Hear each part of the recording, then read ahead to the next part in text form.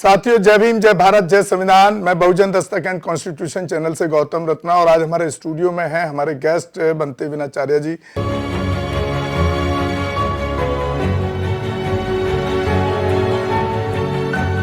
बनते जी, वंदना आपको।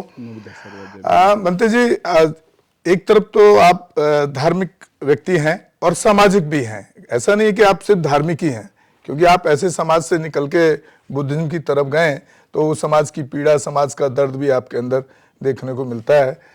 मैं अभी बात करूंगा कल के एक प्रेस कॉन्फ्रेंस बहन जी का, मायावती जी का, जो हमारे एक समाज के आइकॉन है, आदरणीय हैं और उन्होंने बहुत समाज के लिए काम किए। ठीक है, अभी उनके पार्टी का ग्राफ भी इतना नीचे चला गया है और मुझे जो लगता है उसका कारण कि उनके फर्स्ट प्रायोरिटी टारगेट में अखिलेश यादव या राहुल गांधी, मतलब जो दूसरी पार्टियां हैं वो ज्यादा रहती हैं, उन पर ज्यादा वो आक्रामक होती हैं। और मेरे को जो लगता है लोग ये चाहते हैं कि वो आरएसएस और भाजपा के खिलाफ ज्यादा आक्रामक रहें, लेकिन ऐसा कहीं दिखता नहीं है। और अभी जो कल प्रेस कॉन्फ्रेंस जब मैं उनकी पूरी सुना तो उसमें वो बांग्लादेश के हिंदुओं को दलित बता रही हैं। पहली बात तो ये कि उनके पास कौन से आंकड़े हैं कि वो दलित हैं। वहां के इस्कॉन के मंदिर के जो पुजारी या जो भी वो रहता है, पुरोधा या जो भी बोलते हैं, उसको भी पीछे वहां की पुलिस ने अरेस्ट किया, उस पर सवाल कर रही हैं। क्या जब बुद्धिज्म की बात होती है, बौद्ध विहारों की बात होती है, वहां पर कभी उनकी प्रेस कॉन्फ्रेंस नहीं देखी गई? इस चीज को आप किस तरह देखते हैं? जो बौद्ध विहारों पर कब्जा होता है, हमारे SC ST OBC पर हमला होता है, बहन बेटियों की इज्जत से खेला जाता है, वहां पर उनका कोई आक्रामक रुख जो है वो RSS और भाजपा के प्रति नहीं दिखता है आक्रामक होना। क्या कारण है इसका? आप किस तरह देखते हैं? नहीं, ऐसा तो नहीं है। बहन जी हमेशा ऐसे मुद्दों पे अक्सर बोलती देखी गई है जो मुद्दे पूरी तरह से समाज के हैं, राष्ट्र के मुद्दे हैं। रही बात बांग्लादेश की, बांग्लादेश में इस्कॉन मंदिर पे तो जो हमला हुआ या वहां के पुजारियों को बाहर निकाल के मारा गया या जेल में डाला गया, अरेस्ट किया गया, वो तो जग जाहिर है। बहन जी ने वो मुद्दा उठाया है बांग्लादेश का जहां झुग्गी झोपड़ियों में आग लगाई गई है, जहां लोगों को बेघर कर दिया गया है।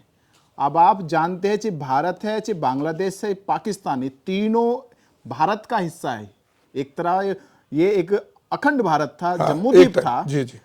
तो आज भी वर्तमान में जो परिस्थितियां दलित समाज की है, चाहे भारत में है, चाहे पाकिस्तान में है, चाहे बांग्लादेश में है, वो यदा कदा स्थिति है। जैसे भारत में लोग अपनी झुग्गी झोपड़ियों में रहते हैं, वैसे पाकिस्तान में भी रहते हैं, वैसे बांग्लादेश में रहते हैं। तो बहन जी ने ये इसी आधार पे कि झुग्गी झोपड़ी में रहने वाला ब्राह्मण नहीं है, पुजारी नहीं है, झुग्गी झोपड़ी में रहने वाला अपना समाज का आदमी है। तो बहन जी इसीलिए बांग्लादेश के विषय पे बोल रही है वो, और वो बांग्लादेश को भी बोल रही है। वो भारत की सरकार से भी कह रही है कि बांग्लादेश में हमारे समाज के लोगों को मारा जा रहा है, बेघर किया जा रहा है, उनकी सुरक्षा के लिए, उनके संरक्षण के लिए सरकार ठोस कदम उठाए। ये बात तो बांग्लादेश की है और ये मुद्दा इंटरनेशनल मुद्दा है। और बहन जी वहां के लोगों के भीतर मनोबल पैदा कर रही है कि हम भी तुम्हारे साथ है। ऐसा नहीं कि अगर बांग्लादेश में दलितों का कोई प्रतिनिधित्व करने वाला नहीं है तो उसकी चिंता ना करे, भारत है। भारत में बहन कुमारी मायावती है, बहन कुमारी मायावती के साथ साथ भारत के और भी दलित चिंतक नेता है जो इस विषय पर लिख रहे हैं, तो जिससे उनका मनोबल बढ़ेगा और वहां ये अपने आप को सुरक्षित महसूस करेंगे कि हमारे पड़ोसी भाई हमारे साथ है। मंत्री जी, ये जो आप बार बार दलित शब्द का इस्तेमाल करते हैं, ये कभी दलित कहा जाता है, इनको कभी हरिजन बना दिया जाता है, ये कभी जो, क्योंकि आप तो भिक्खु हैं और तथागत बुद्ध ने क्या क्या बोला, उन लोगों के लिए नाम क्या दिया? बहुजन। बहुजन हिताय बहुजन सुखाय। तो ये जो दलित और जो हरिजन शब्दों का या जाति सूचक शब्दों का इस्तेमाल होता है, ये बहुजन तक पहुंचने में क्यों टाइम लग रहा है? बहुजन तक क्यों नहीं पहुंच पा रहा है? बहुजन तक क्यों नहीं पहुंच पा रहा? पहली बात तो ये कि बहुजनों की जो आइडियोलॉजी तथागत बुद्ध ने दी है वो कास्ट बेस नहीं है। मैं शायद पिछली बार भी आपके एक बार स्टूडियो में आया था, ये कहा था, मैं इसका स्पष्टीकरण दे रहा हूं, पूरी तरह से तथ्यात्मक दे रहा हूं कि बहुजन मीन्स बाय कास्ट नहीं है कि इसमें आप शेड्यूल कास्ट को, OBC कास्ट को या किसी शेड्यूल ट्राइब कास्ट को जोड़कर इसको बहुजन बना दोगे।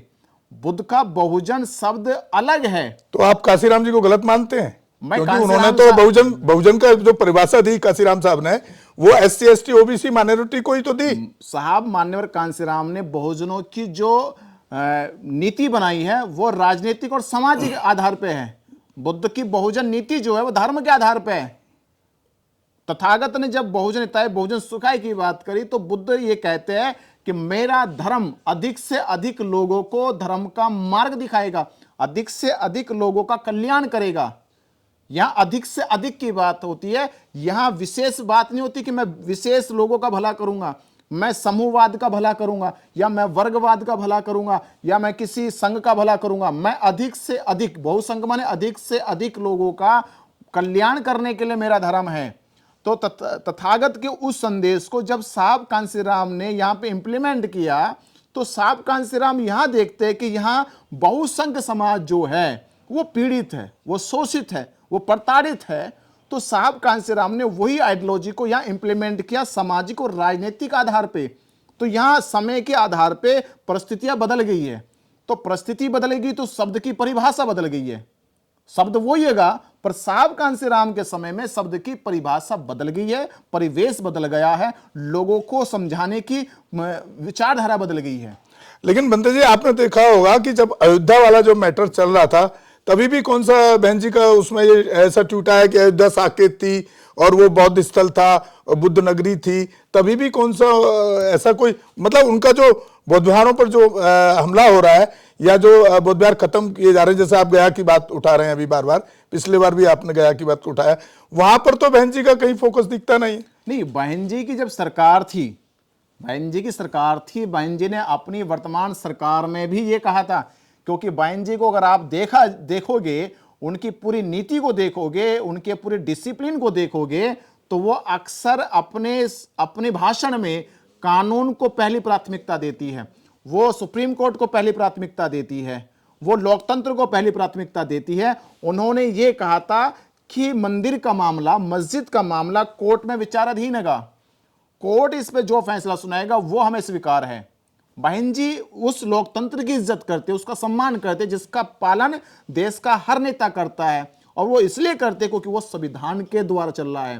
तो बहन जी संविधान के खिलाफ जाना बिल्कुल नहीं चाहती है। ये काम था समाज का, समाज को जन आक्रोश पैदा करना था, जन आंदोलन पैदा करना था। जैसे मैं आज भी कहूंगा, अगर पूरा हिंदू समाज ने लड़ाई लड़कर अपने राम मंदिर को स्थापित कर दिया है, तो मैं आज कह रहा हूं बहन जी, आज से 12 साल पहले जब बोध गया मंदिर पे बम फटा था, वहां पे हमला हुआ था, पूरे मंदिर को दोबारा से वहां ध्वस्त करने की कोशिश की गई थी, बहन जी स्वयं अकेली भारत की नेता थी जो यहां से चलकर गई थी बोध गया और पूरा निरीक्षण परीक्षण किया। उस समय मनमोहन की सरकार थी, मनमोहन की सरकार को सीधा चैलेंज दिया कि बोध गया के मंदिर को छोड़िए, अगर यहाँ की ईंट पे भी कोई अब्जा खरोच आई तो हम देश में बड़ा आंदोलन करेंगे। ये बहन जी की आज से 12 साल पहले कॉन्फ्रेंस में कहा। तो मैं आज से फिर कहना चाह रहा हूं समाज से कि बहन जी ने बोध गया मंदिर को बचाने के लिए अपील करी थी, उसकी लड़ाई लड़ी थी। मैं आज समाज से कह रहा हूं कि समाज आज ब्राह्मणों को कब निकालेगा। हमें भारत में एक बड़े आंदोलन करने की जरूरत है कि राम मंदिर में ब्राह्मण काबिज हो गया है, तो बोध गया मंदिर में बौद्ध समाज कब काबिज होगा। नहीं, लेकिन बंते जी सवाल एक और है, जैसा आपने कहा कि वो कोर्ट की इज्जत कर रहे हैं, सुप्रीम कोर्ट की इज्जत कर रहे हैं, वो कह रहे हैं कि सुप्रीम कोर्ट जो फैसला देगा हमको मान्य होगा। लेकिन सुप्रीम कोर्ट का जो फैसला आया है, जो अयोध्या का जो मस्जिद और बाबरी वाला जो मामला है जो राम मंदिर को दी गई, वो तथ्यों के आधार पर नहीं आया, वो तो जो जजों का पैनल था उसकी क्वांटिटी के आधार पर आया। तो उसका विरोध क्यों नहीं करना चाहिए था? नहीं, अगर सुप्रीम कोर्ट गलत फैसला देता है और वो तथ्यों के आधार पर नहीं, आपने सुना होगा कि हमारे एक प्रचलन शुरू से आपने सुना होगा, बचपन से मैंने भी सुना है कि कोर्ट सबूत मांगता है, और जब सबूत के आधार पर अगर फैसला नहीं हो रहा है और जज के पैनल में ब्राह्मणवादी जज बैठे हैं, अगर वो एक तरफा फैसला देते हैं अपनी क्वांटिटी के हिसाब से, उसको आप कैसे एक्सेप्ट कर लेंगे? नहीं, एक्सेप्ट नहीं करेगा। संविधान में ऐसा प्रावधान भी नहीं है। संविधान कहता है कि सुप्रीम कोर्ट से कोई न्याय फैसला नहीं हुआ तो उस पर विवेचना करे राष्ट्रपति महोदय, उस पर विवेचना करे सरकार। तो आपसे भी, आपके माध्यम से समाज से ये पूछिए पहले जाके, क्या आपने बहन जी को वो ताकत दी कि बहन जी सुप्रीम कोर्ट के फैसले पे विवेचना कराए? अगर बहन जी केंद्र में होती, अगर बहन जी कहीं ना कहीं केंद्र के साथ जुड़ी होती, केंद्र की सरकार में कहीं ना कहीं उसका हिस्सा होता, तो बहन जी से सवाल किया जाता कि बहन जी सुप्रीम कोर्ट के फैसले पे विवेचना की जाए, उस पर कोई मंथन किया यानी जाए। आप कह रहे हैं कि अगर सरकार में आप हिस्सा नहीं है या सरकार आपके तो आप लिए, कुछ तो भी नहीं कर सकते। आप मुद्दों को नहीं उठाएंगे? आप उठा के भी क्या वो तो करोगे? नौजवानों को जेल भेजोगे आप अपने? तो अभी बांग्लादेश का क्यों उठा रही हैं फिर? तो वो मुद्दा केवल सरकार से अपील कर रही है, वो आंदोलन नहीं कर रही है। वो कह रही सरकार उनको संरक्षण दे, उनकी रक्षा करे। बहन जी का स्टेटमेंट देखिए आप, वो ये तो नहीं करे कि जन आंदोलन के सड़कों पे निकलो। वो उस समय भी वही लड़ाई लड़ रही थी कानून की, वो आज भी लड़ाई कानून की लड़ रही है। उन्होंने कल भी अपील की थी, वो आज भी अपील कर रही है। वो सरकार से अपील कर रही है कि बांग्लादेश के दलितों को सुरक्षा मुहैया कराई जाए। तो फिर ये उनका वोटिंग ग्राफ डाउन क्यों होते चले जा रहा है? अगर आप कह रहे हैं कि वो उनके सारे पॉलिसी, उनके सारे स्टेटमेंट बहुत अच्छे हैं, तो उनका वोटिंग ग्राफ, उनके समर्थकों में इतनी कमी क्यों, गिरावट क्यों आ रही है? गद्दारी के कारण समाज बिकाऊ है, समाज में बंटवारा हो चुका है। समाज को जो है कि समाज को धन के नाम पर, भोजन के नाम पर लूटा जा रहा है। कोई कांग्रेस में बिक रहा है, तो कोई भाजपा में बिक रहा है, तो कोई आम आदमी पार्टी में बिक रहा है, तो कोई सपा में बिक रहा है। आप देखिए, बहुजन समाज पार्टी वो पार्टी जिसने संविधान लागू होने के बाद, अगर पहली लड़ाई 1984 के बाद बहुजन समाज पार्टी का जब निर्माण हुआ, उन्होंने पहली प्राथमिकता में संविधान को लागू करने की लड़ाई लड़ी है। पर अभी पिछले क्या हुआ कि उस संविधान की कॉपी को राहुल गांधी लेके घूम रहा था, अखिलेश लेके घूम रहा था, और वो जो 50 साल से दलित समाज संविधान की लड़ाई लड़ रहा था, उस समाज की आंखों पे पट्टी बांधी, ऐसी वाली ऐसी पट्टी बांधी कि ये भूल गया कि संविधान की लड़ाई लड़ने वाली बहुजन समाज पार्टी थी, ना तो कांग्रेस थी ना सपा थी। तो समाज बिक गया है। और रही बात बहन जी की पार्टी का ग्राफ नहीं गिरा, पार्टी की ग्राफ बिल्कुल नहीं गिरा, समाज का अस्तित्व लुट गया है। समाज दर दर घूम रहा है। बहन जी तो आज जहां है वो कल भी वहीं थी और कल भी वहीं रहेगी। पर आज समाज से जाके पूछे समाज की दुर्दशा क्या हुई है। नहीं तो उनको संविधान का मुद्दा उठाने के लिए किसने मना किया था? बहन जी को मना तो किया नहीं किसी ने। वो क्यों नहीं उठाई थी? वो क्यों नहीं उठाई थी, बताइए। बहन जी ने संविधान की लड़ाई लड़ी है, पर वो लोकतंत्र के दायरे में लड़ी है। वो लोकतंत्र का सम्मान करती है, लोकतंत्र के हिसाब से लड़ाई लड़ी है और आज भी लड़ रही है, और हमें सम्मान करना चाहिए। बहन कुमारी मायावती बहुजनों की और दलितों की एकमात्र ऐसी नेता है। काशीराम जी ने जो ना बिकने वाला समाज बनाया, आप उसको कह रहे हैं कि वो बिकने लगा? बिकने, हाँ, समाज कैसे बिकने लगा? तो आप मुझे बताइए, राहुल गांधी के पास कौन नेता बैठे थे? सब अखिलेश के पास कौन नेता बैठे थे? नहीं, क्यों गए वो? क्यों मत कहिए, गए क्यों? मजबूरी में, लालच में। साथियों, आप सुन रहे थे बनते विनाचार्य जी को, और नेक्स्ट डिबेट में किसी और मुद्दे पर बात करेंगे। इसी के साथ विदा लेते हैं। जय भीम, जय भारत, जय संविधान, नमो बुद्धाय। धन्यवाद साथियों। हमारे channel constitution like, share, subscribe देखना मत भूलिएगा। जय भीम, जय भारत, जय संविधान, नमो बुद्धाय। धन्यवाद। चैनल आर्थिक समस्या से गुजर रहा है। अगर आप बहुजन समाज में बाबा साहेब अम्बेडकर और तथागत बुद्ध की विचारधारा को अधिक से अधिक लोगों तक पहुंचाना चाहते हैं, तो हमें आर्थिक सहयोग प्रदान करें, ताकि हम अपने चैनल के माध्यम से देश विदेश में समता, बंधुता, एकता और संवैधानिक अधिकारों को ज्यादा से ज्यादा लोगों तक पहुंचा सकें। आप अपनी सहायता राशि नीचे लिखे खाते में जमा करा सकते हैं। खाता धारक गौतम रत्न, खाता संख्या 316957686551, IFSC कोड SBIN 0060336, बैंक भारतीय स्टेट बैंक। आप हमारे बैंक खाते का विवरण स्क्रीन पर भी देख सकते हैं।